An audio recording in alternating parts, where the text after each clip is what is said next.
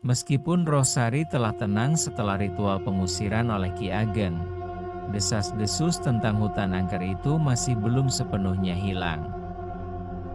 Beberapa penduduk desa mulai merasa bahwa ada sesuatu yang belum terselesaikan. Ada rumor bahwa pembunuhan Sari hanyalah puncak dari serangkaian kejadian misterius yang telah terjadi di hutan tersebut selama bertahun-tahun. Seorang pemuda bernama Jaka, yang bekerja sebagai penjaga hutan, mulai menyelidiki latar belakang hutan tua tempat Sari dibunuh. Dia menemukan bahwa hutan itu dulunya adalah lokasi sebuah desa kecil yang lenyap tanpa jejak ratusan tahun lalu. Konon, desa itu dimusnahkan karena warganya melakukan ritual hitam untuk memanggil roh jahat demi kekuasaan. Suatu malam, Jaka masuk ke dalam hutan dengan senter di tangan. Dia menemukan sebuah batu besar dengan simbol aneh yang terukir di permukaannya. Saat dia menyentuh batu itu, dia mendengar suara bisikan halus. "Apa ini? Kenapa aku bisa mendengar suara-suara?" Tanya Jaka terkejut. Bisikan itu semakin jelas, seolah-olah mengatakan sesuatu dalam bahasa kuno. Jaka mencatat semua yang dia lihat dan dengar, kemudian membawa informasi itu kepada Ki Ageng. "Anak muda, kamu telah menemukan sesuatu yang sangat berbahaya. Batu itu adalah pintu gerbang menuju dunia lain." Ritual hitam yang dilakukan penduduk desa kuno telah membuka portal bagi roh-roh jahat untuk masuk ke dunia kita. Ujar Ki Ageng tenang tapi waspada. "Lalu apa hubungannya dengan Sari?" Tanya Jaka bingung. Roh Sari mungkin hanya salah satu korban dari kutukan yang lebih besar. Kita harus menutup portal itu sebelum lebih banyak orang menjadi korban. Jawab Ki Ageng, pelan. Setelah meninggalkan desa, Raka mencoba menjalani hidup baru di kota. Namun, meskipun dia berusaha melupakan masa lalunya, bayangan Sari terus menghantuinya. Di apartemen kecilnya, dia sering mendengar suara tangisan yang sama seperti dalam mimpinya. Suatu malam, Raka melihat sosok wanita berambut panjang berdiri di ujung tempat tidurnya. Wajahnya pucat, matanya kosong, dan bibirnya bergetar. "Kamu tidak bisa lari dariku.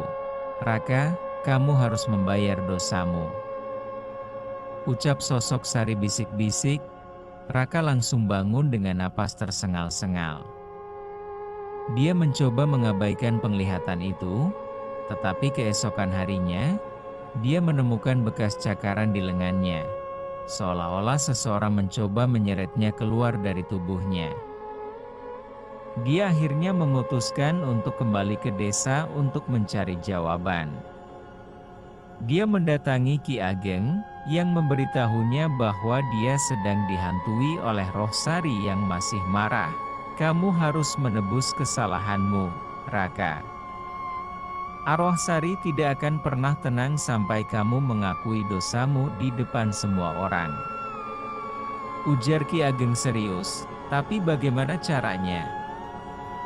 Aku sudah mencoba melupakan semuanya."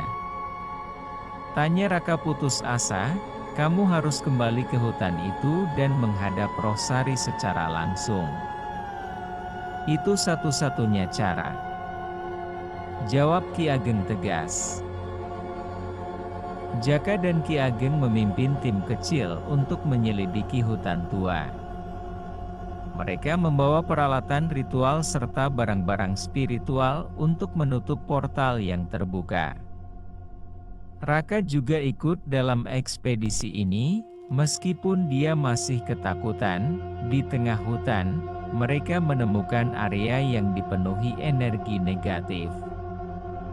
Udara di sana terasa dingin menusuk tulang, dan suara aneh terdengar dari segala arah. Jaka menunjuk batu besar yang dia temukan sebelumnya. "Itu dia, portalnya ada di sana." Tunjuk Raka berbisik. Ki Ageng mulai membacakan mantra-mantra kuno, sementara Raka berlutut di dekat batu itu, menangis terseduh-seduh. "Sari, aku minta maaf. Aku tahu aku bersalah. Aku meninggalkanmu saat kamu paling membutuhkanku. Maafkan aku," ujar Raka memohon. Tiba-tiba, sosok kuntilanak muncul di hadapan mereka. Matanya menyala merah, dan suaranya terdengar seperti raungan ribuan orang. "Kamu pikir kata-kata bisa memperbaiki semuanya? Aku mati sendirian, anakku tidak pernah lahir," tanya kuntilanak marah. Namun, setelah mendengar permintaan maaf Raka, amarahnya mulai mereda. Dia menangis terseduh-seduh, dan perlahan-lahan wujudnya mulai memudar. "Terima kasih, akhirnya aku bisa tenang," ujar kuntilanak lemah, dengan suara ledakan kecil. Roh Sari lenyap, meninggalkan desa dalam kedamaian. Setelah Roh Sari pergi, Ki Ageng melanjutkan ritual untuk menutup portal yang terbuka. Dia meminta semua orang untuk mundur beberapa meter dan membakar dupa di sekitar batu besar.